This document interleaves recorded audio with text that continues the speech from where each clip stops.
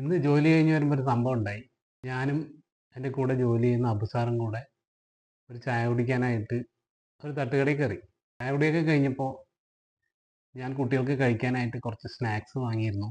കുട്ടികൾക്കായി വാങ്ങിയ പാഴ്സലിൻ്റെ പൈസ അബുസാറാണ് കൊടുത്തത്. ഞാൻ പൈസ കൊടുക്കാൻ നിന്നെങ്കിലും അദ്ദേഹം അതിന് സമ്മതിച്ചില്ല. അദ്ദേഹം പറഞ്ഞ കാരണം ഉണ്ണിക്കുട്ടനും ഉണ്ണിമോളും ചെയ്യുന്ന വീഡിയോസൊക്കെ അദ്ദേഹത്തിന് ഇഷ്ടമാണെന്നാണ്. എനിക്കത് വളരെ സന്തോഷം തോന്നി.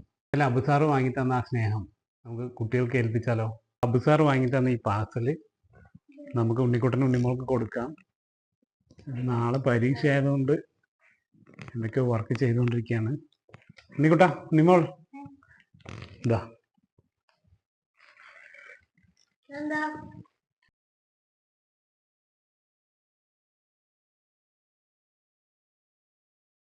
അത്?